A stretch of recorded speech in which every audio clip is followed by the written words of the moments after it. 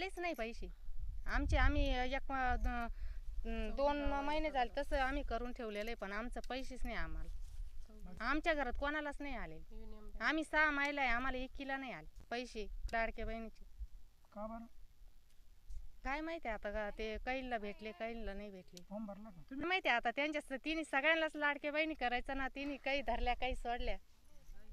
तुम्ही फॉर्म भरला का पण? मग फॉर्म भरून आम्ही सगळं केलेले. युनियन बँकेत तिथं खाते खोलेले आम्ही. अगदी शेवटच्या घटकातील महिलांना योजनेचा लाभ मिळावा म्हणून मुख्यमंत्री एकनाथ शिंदे आणि सरकार प्रयत्न करत आहे. परंतु अजूनही काही महिलांना अर्थात लाडक्या बहिणींना योजनेच्या लाभापासून दूर आहेत.